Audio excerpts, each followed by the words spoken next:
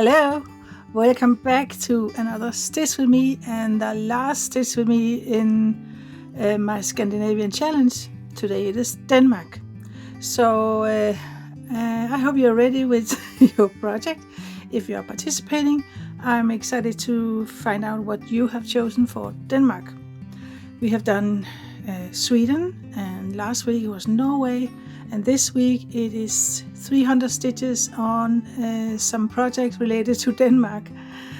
And yeah, in my last Flosstube I talked about what some things you could pick your project from, and one of the things was our national animal, which was a red squirrel. So that is what I have decided to stitch on, and it is here. It is this one. This is winter animals. I'm trying a different way to do stitch with me, so the angle is a little bit weird, but yeah, it is this one. It is winter animals by the Little Stitcher, and the animal I am doing is this one, red squirrel. So yeah, I will concentrate on the squirrel today, and I've chosen a little bit different color than what was charted in the pattern, but it's okay. I wanted a little bit more red expression, so here it is, squirrel. I'm using color 300, yeah, 300, simply 300. So I hope you are fine out there and ready for some stitching. I have my thread here, and I have pre-recorded a little thing, a chat about Danish cross-stitch history, and I will put on the voiceover now. It is about 8 minutes long, and then we'll continue with some, personal stuff, life and such. So yeah, let's start the voiceover. So let's talk about Denmark, Danish cross-stitch history. And I have found something, and I have tried to translate it, but I'm using Google Translation, so I'm hoping it's correct because all that I could find was in Danish. So, the oldest known embroideries from Europe are Danish. They originate from Bronze Age burials in oak coffins where the oak's tannic acid has preserved the textiles. These embroideries are still in relatively good conditions after more than 3,000 years. So one can often come across a distinction between white and colored embroidery.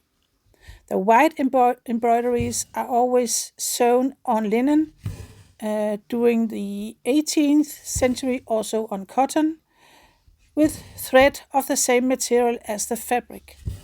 They really came into being in the 16th century when flax cultivation became widespread in Europe.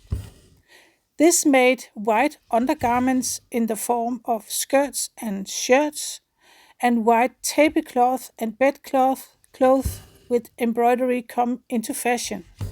Silk embroideries, even if they may be white, are usually not included in the white embroideries because they cannot be washed in boiling water. The colored embroideries are basically everything that is not sewn white on white. One must assume that professional embroiderers of earlier times worked both with the design of the embroidery and with the actual sewing, but at the end of the 16th century, the first printed pattern books appeared. They gave especially wealthy, craft handy women the opportunity to embroider as a domestic occupation. However, the motifs of the pattern books quickly spread to all other. I don't know. That's a weird translation. Okay. And they had great influence on the choice of motifs throughout Europe. For example, the motifs of the name cloth are similar almost regardless of where in Europe they are sewn. Fashion journals, needlework magazines, and weekly magazines gradually took over the role of pattern books from the beginning of the 19th century. Uh, yeah, from the beginning of the 19th century. In 1868, near a town called Viborg in Denmark, a man's, a man's grave from the Viking Age is found, which also contains textiles with embroidery. The embroideries from the grave are quite included, among other things, due to heavy handed excavation. Um, okay, so they are destroyed a little bit, among other things, due to heavy handed excavation. So when they dug it out, maybe they were destroyed a little bit. But the National Museum has produced a reconstruction of the buried man's suit. He wore a woolen tunic with woolen embroidery in intricate patterns in free embroidery. The motifs are, for example, leopards, or among others, leopards, birds, masks, and something with leaves.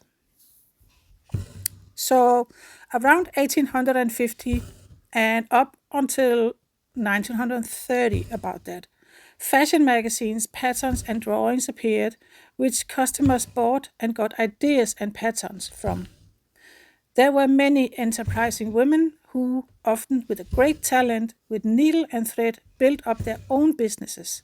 For example, they published magazines every fortnight with text, patterns, and illustrations, often with a medieval motif. So in Denmark, women opened embroidery shops, which they were allowed to do by law in 1857. But only in 1899 were married women allowed to run independent businesses, which doubled the number of shops. In many shops, there was only the owner, while in others, home seamstresses were employed. A so-called brooder, I don't know if that's correctly translated, but somebody who is cross stitching, could earn up to 1 kroner and 30, and that is not very much, an hour, and was as low as 16 øre, like very little per hour. And that depended on how the experience and work speed were. In fact, this was the first profession where women could work outside the home. Around 1968, the whole women's cause struggle started, and some believed that embroidering was oppressive to women. It's a shame that it should be seen that way, because if you use words like hobby and leisure interest, embroidery and other things with needle and thread can easily be recognized and respected. Unfortunately, the fine, beautiful things are not in such high demand today. At flea markets and other places, much there is much that costs a fraction of what it should. And yeah, with that said, I think for the last, I mean, maybe 10 years or something, it's becoming more and more popular in Denmark to cross stitch. There's more and more that enjoys it. There's more and more that are hanging them on their walls. They're proud of them, their work. Often you can see in shops purses and bags where you have sewn on some old cross stitch that might have found in a second-hand store or something. So it's becoming more and more popular again. That's, yeah, we like that, of course. I can tell you that our abdicated queen Margrethe II, she has been loving to cross stitch for many years, and she herself have designed a lot of beautiful patterns that you can buy. They're quite expensive, but you can buy the patterns in different web shops. and she especially enjoys Petite Point. So yeah, that was what I had for Denmark.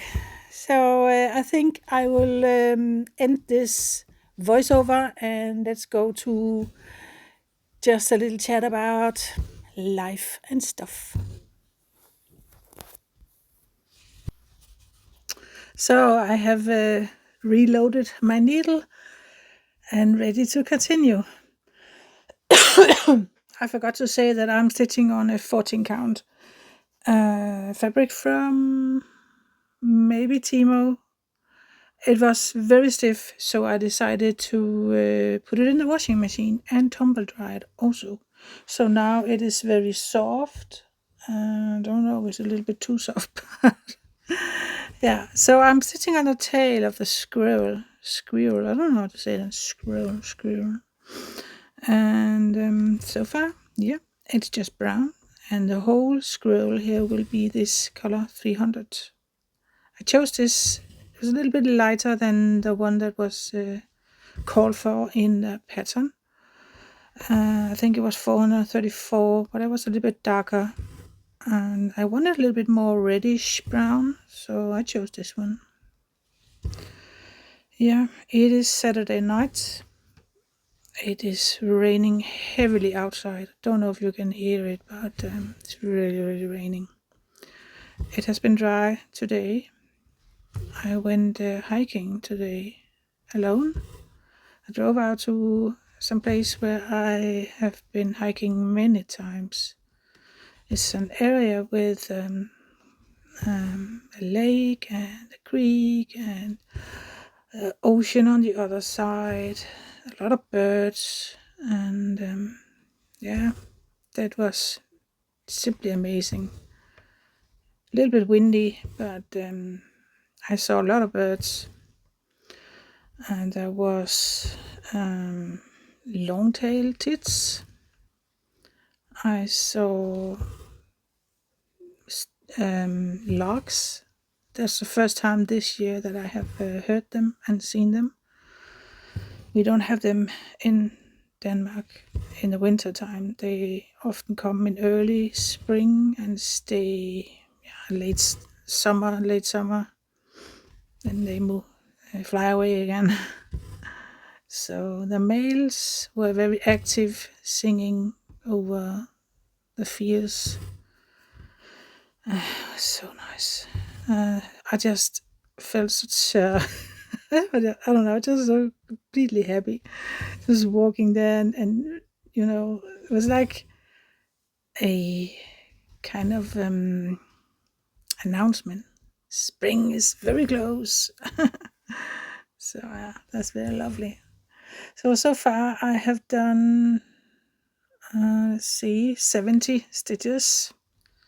So this is the top of the tail here. This is the first time I'm trying this setup with a different camera angle. I'm hoping it will work, but let's see. I was constantly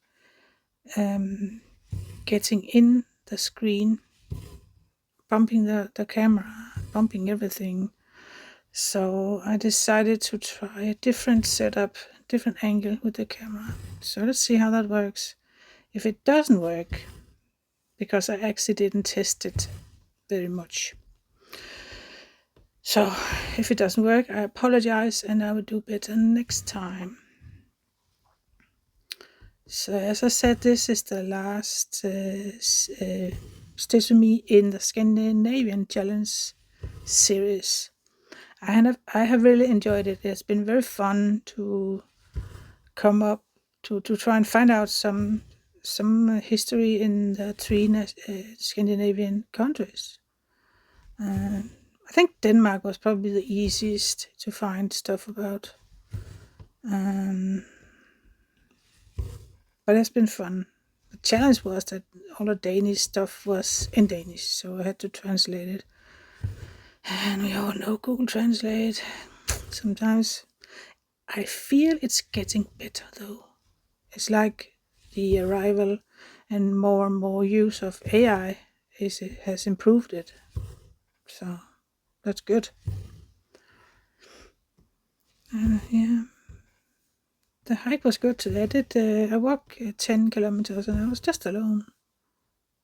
I had music in my ear when there was nothing special or interesting to look at or listen to. I just put music in my ear. It's lovely. I have a playlist that I always just start up, and when that ends, it continues on its own, finding music that kind of is like what I have been listening to. So yeah, that's always fun to see what it comes up with.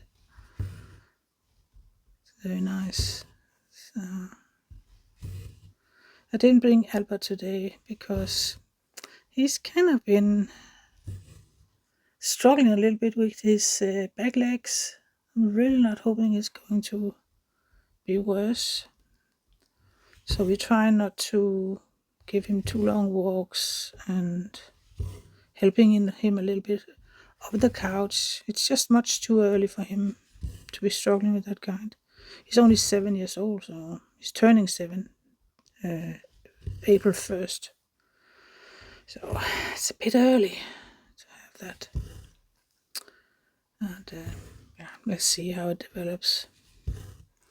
He is due to go to the vet here in spring, early summer, to his yearly checkup. So let's see what the vet says. Yeah. When I came home, I just stopped by a grocery supermarket, picked up some stuff. We had kind of don't know what that's called. Pita, as I call that also in English, with some meat in and salad, vegetables. So I stopped and got those. We did have the meat, so it was only the other things.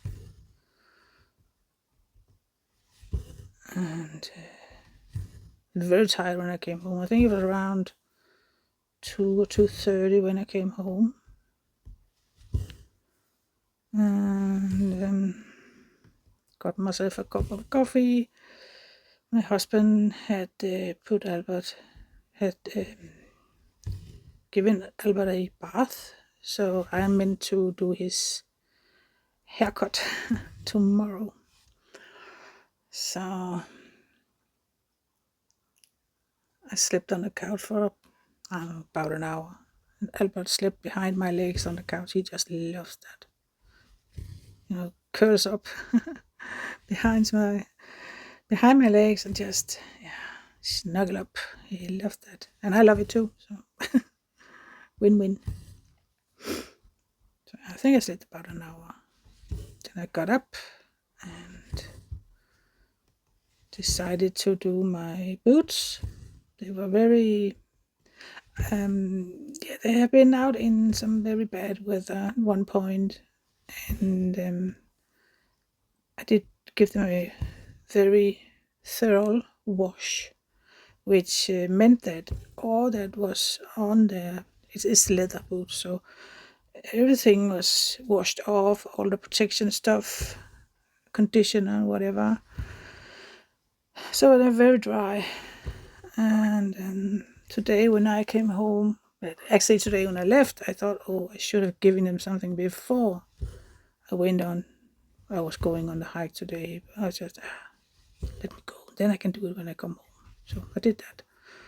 Gave them some black stuff with there's some protection in it.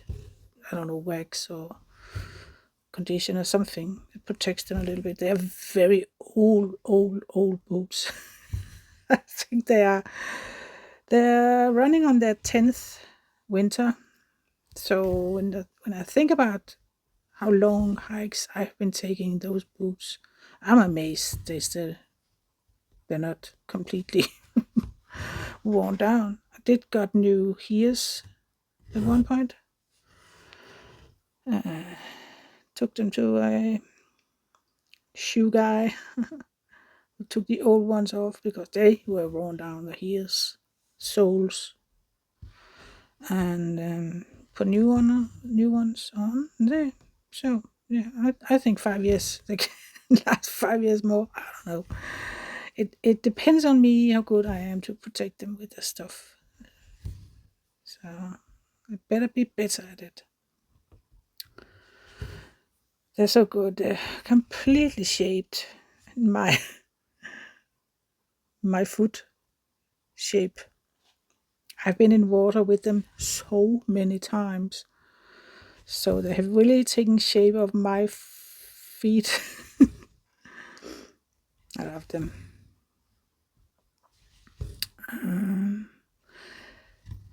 My backpack, I have a day pack I always bring when I'm out hiking a little longer. And it has seen better days. I think it's running on its 11th season now, 11th year. And it really has seen better days. I think the zipper is not good anymore. There's some holes in the bottom. So I have talked about hundreds of times that I need a new day pack.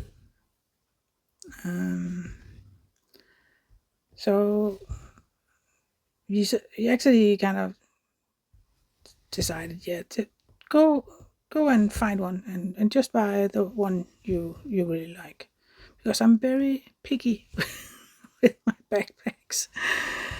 Yeah, I'm weird with that, but it has to be in some special way. It has to be. I had to be able to reach for the pockets when I am wearing the backpack. It's no good for me if I cannot get to my water bottle and stuff. So I need to have good pockets in it.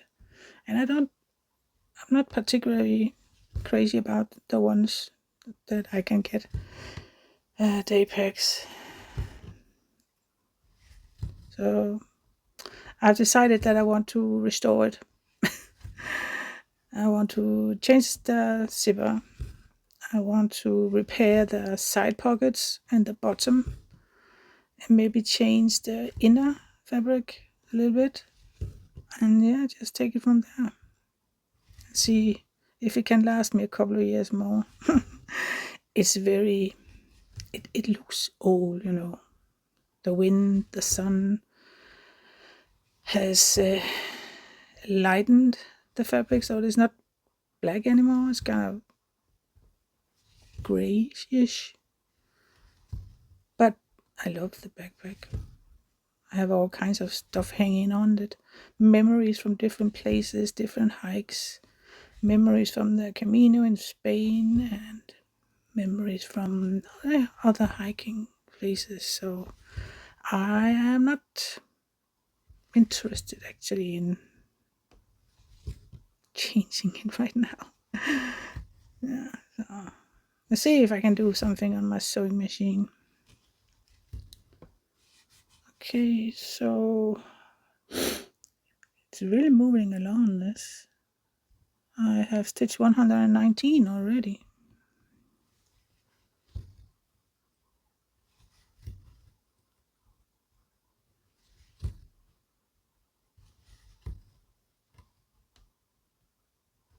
I think I need to end this and get me another one. I'm using a very thick needle. I don't know why, but it's just how it went when I picked the needle. Just, you come with me. So it's okay. It's okay.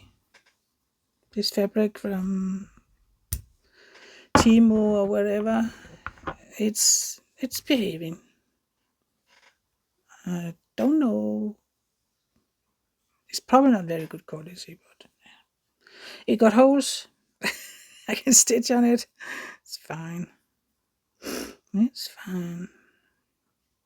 I still haven't been cleaning up, tidying up in here. So I hope I can do it before next floss tube. Such a mess in here.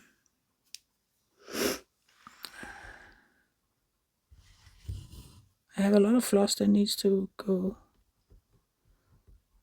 in the drawers. And I have sewing machines and fabric and everything.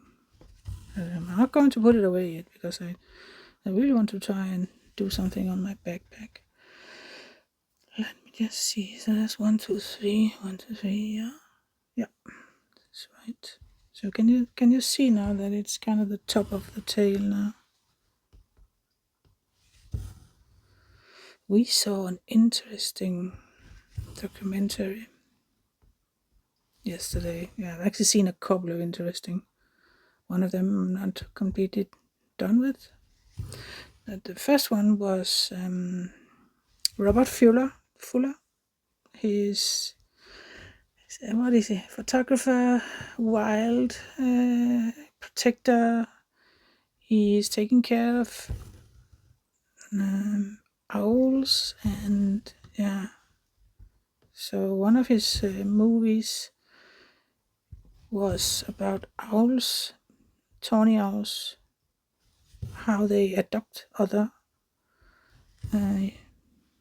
For example, if some owl youngster babies were found without their mom or anything and in danger of, dying, people can apparently get in touch with him, and he would try and put them in with a tawny owl couple that is very good at accepting babies that is not their own. That's just amazing. It was so fun to see. The tawny owl female did lay a couple of eggs on her own, but they didn't turn out to anything. But she just kept on lying on those eggs. And then Robert was contacted. There was 2 owl babies that desperately need a mom. So when the owl mom was out, he removed the dead eggs that would never be anything, and instead he put in the two babies that were alive. I don't know how old they were, but they were really, really small. And then the mom returned to the nest, and you could see she was a little bit surprised. But at the same time, very happy. Finally, the egg has hatched. Apparently, some very, very large babies that come out of those eggs. But she just accepted, and also the dad, owl dad, also just accepted, and he started to come in with prey, with food for them. It was just amazing.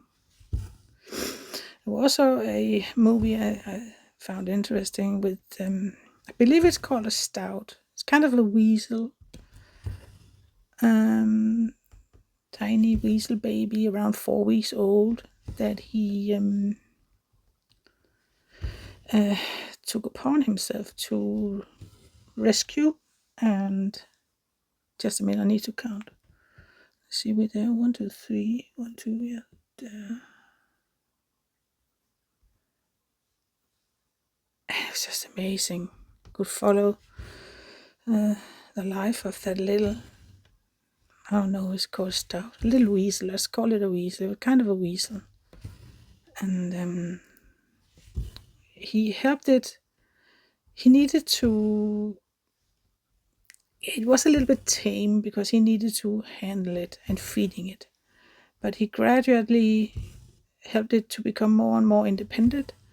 He also was contacted that there was another weasel that needed care, and he took that in. So now the other weasel suddenly had a mate, a friend, and completely changed it for the weasel both of the weasels. Now they had company, and he just learned them to be independent, and gradually they moved towards being free animals again. And that was what it ended with, that they were set out in freedom in the wild. It's amazing to watch. Amazing. So this is the top part of the tail. I think now we're just going a little bit straight down. The squirrel body will come here, over here. I'll just continue with the tail down. How long have I been recording? That's the trouble with recording like this. The camera, I cannot see the time.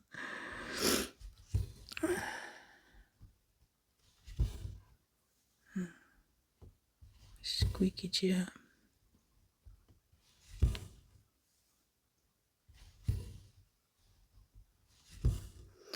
So I hope you enjoyed this challenge we have been doing. So for the next period, there's still going to be some sits with me's as often as I think I can.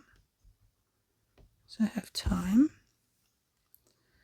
I would love to have once a week just a stitch with me and just, talk about stuff. There's been some things happened here on YouTube that is very sad. Ronna Tradewell, I think she's got scrubbing grandma or something, passed away 14th of February. I'm not sure what caused it, but she was an elderly lady, and she decided in quite late in life to start a YouTube channel, which is amazing. So sadly, she has passed away.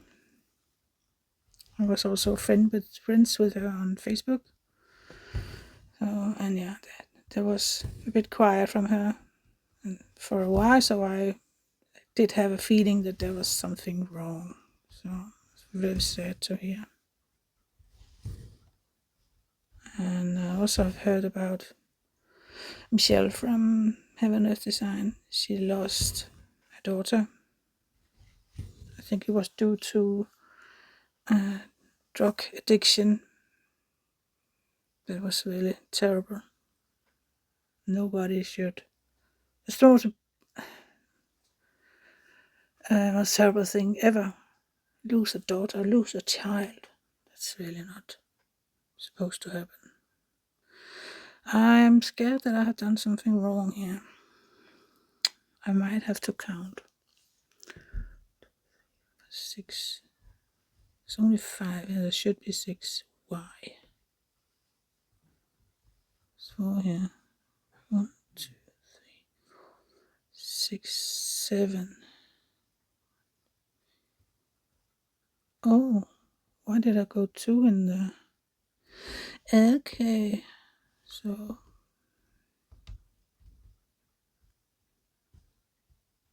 I need to fix that.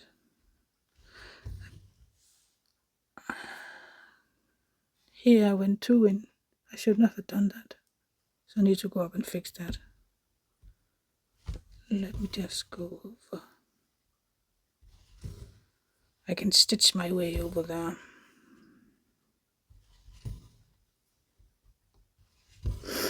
Monday I'm meeting up with my eldest daughter. We're having a mom and daughter day. I'm really looking forward to that. Shopping and going to lunch, and yeah, it's just really looking forward to it. Just her and I, time to ourselves. Very nice. Let me see if I can go up there. Should be possible.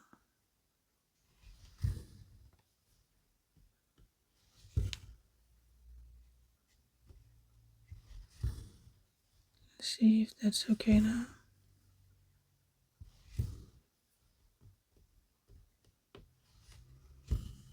It looks okay now.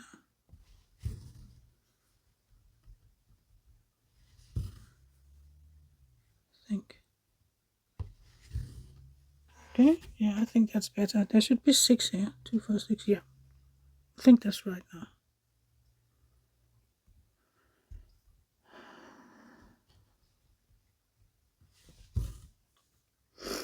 She has also started to cross stitch. I've infected her with the cross stitch bug.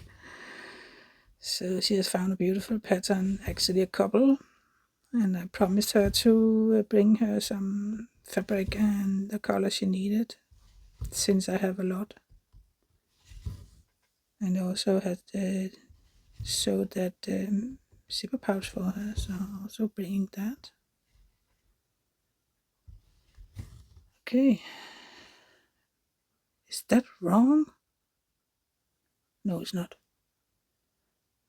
I think it's right now. So there should be 2, 4, 6, 8 rows below here. 1, 2, 3, 4, 5, 6, 7, 9. Why?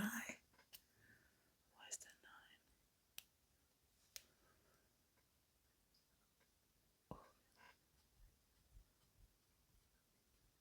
9? I have 9. What is going on?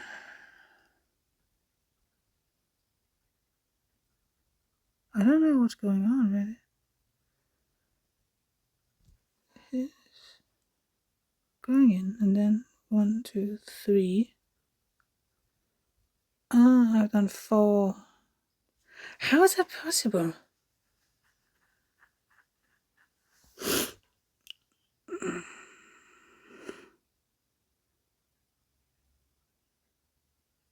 Okay.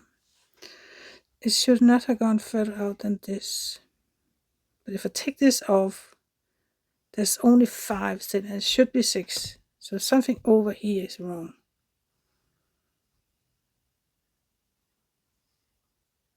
Two, 4. I don't know what it is. Okay. I need to pick it up.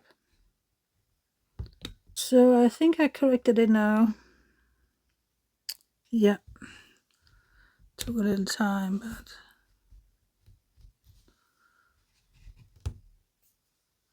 so let's do a little more. I need to get down to where I was.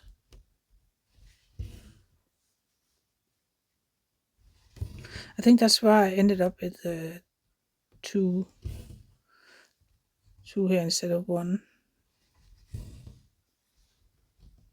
Because I accidentally pulled it out. Now it is where it should be. So that's good.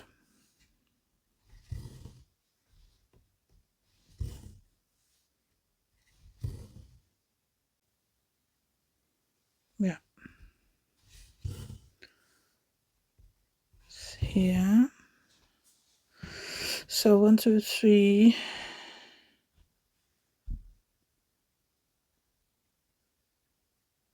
Down. Yeah. There should be 6 now. 2, 4. There's 7. Why is there 7? I don't get it.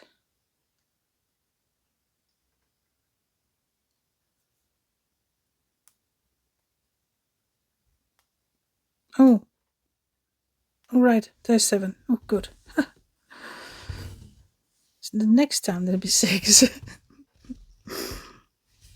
Confusing myself.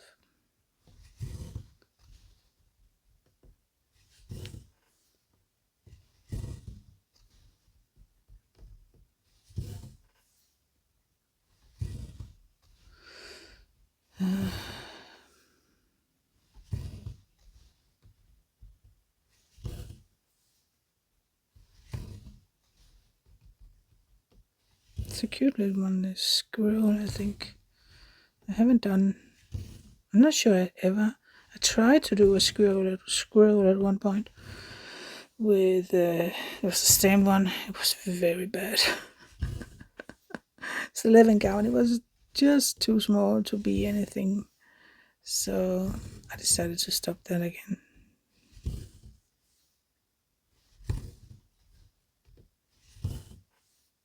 That's fine. So what? We have 6? Hooray. Hooray. There's 6. And the line fits out here. So that's good.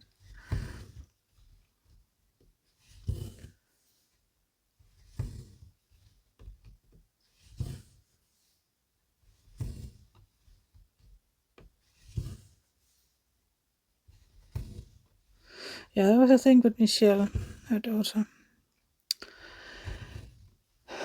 I just was very sad to hear that, and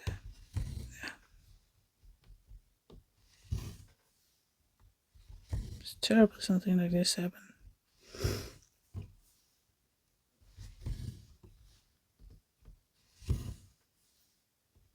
I have written a condolence message to her, and it's hard to find words to express one's feelings, because everybody, the kids especially, can imagine or try to imagine how awful it's just the most terrible thing ever.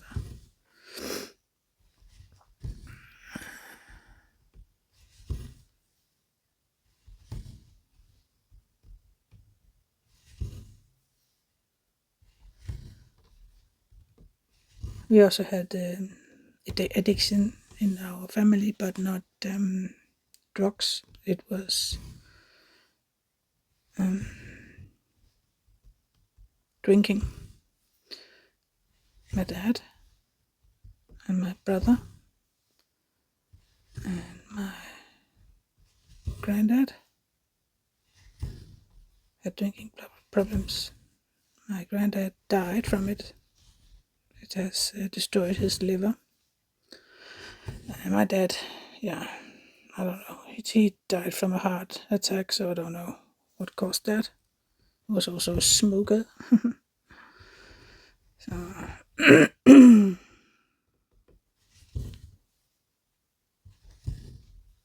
his favorite were whiskey. We did not have that much money growing up, but there was always money for my dad's whiskey and cigarettes.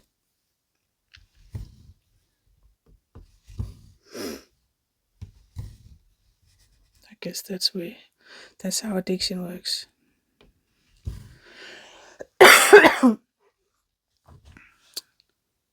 Through the years that I had, my bipolar was at the worst. Back in 2005 or up until 15, I was also addictive to medicine. It was not something I wanted, but I just had to, kind of, to exist. So in the end, the medication just made me feel worse and worse and worse. So it ended with that I found out that I actually couldn't take the medication. It was too many side effects. But I did. I felt at one point like kind of guinea pig. It tried so much on me, and something was tough drug, really. Something they should not take lightly. But okay, Tale of the Squirrel really comes along. There should be 4 down here. 1, 2, 3. There's 4, yeah. And in total there should be 2, 4, 6. Yep. So now I need 4 rows under here, and then it's the squirrel. I'm at 167 stitches right now. So I do those 4 rows down here, and then that will be it. I'm sorry if there's something I forgot to talk about. I haven't been writing anything today. So Yeah. Oh, the other thing I was watching, yeah, talk about that. Was that Robert Fuller? You should really go and check him out if you like nature and animals in the wild videos. He is in Britain, I think, around Yorkshire. Oh yeah, the other thing was a documentary on Netflix in Danish. When I translate it directly to English, it is by now.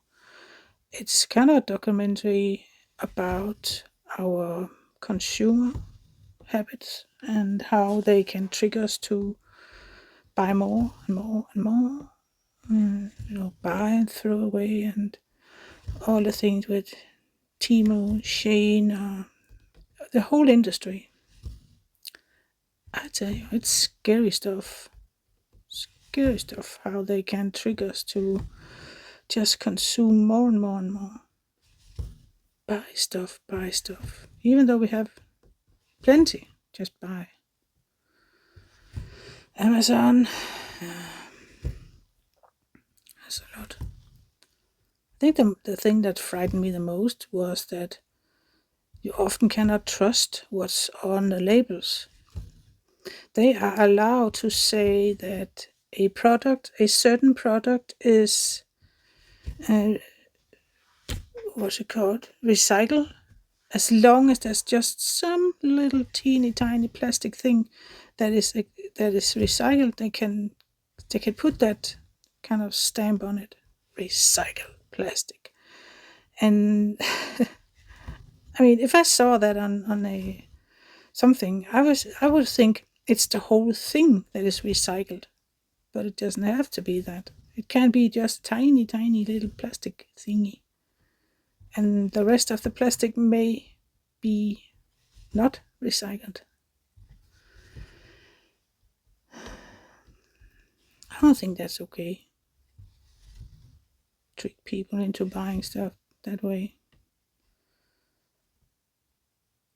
And there's also something with the stores throwing stuff away. They might as easily have gone to homeless people, and maybe, alone with parents alone with children. Maybe the money is not big, and why not uh, lower the price or give it away for free? No, they threw it away, and they not only threw it away, they cut it all up, destroyed it so that nobody could get it. That's just sick. Sick, sick, sick. So yeah, haven't watched that.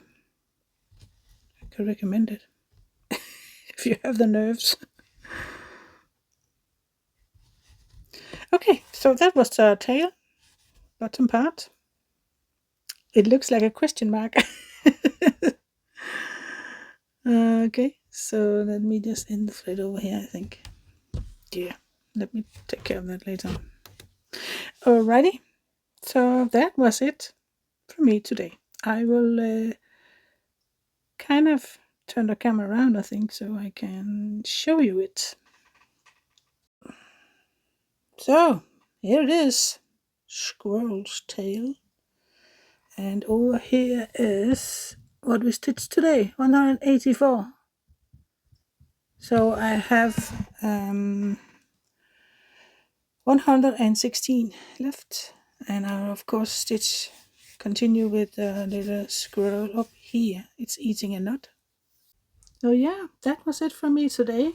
Thank you so much for joining me in this little stitch along. I hope you enjoyed this Scandinavian challenge. Yeah, I hope you enjoyed learning a little bit,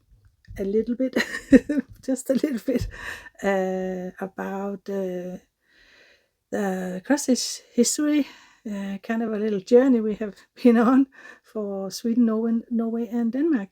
I have really enjoyed it. So yeah, if you are not a member of my a Random Stitcher Facebook group, you can pop over there and join. And there you can see what we are all stitching on, and there's also the challenge in there where you can see what people have been stitching on.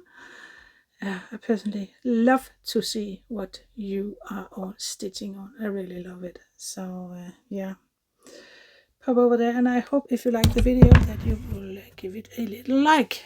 Yeah, so thank you so much for watching. I will speak to you next week. I hope you enjoy the rest of your weekend, and yeah, thank you for watching. I will speak to you very soon. Take care, and yeah, happy stitching. Bye bye.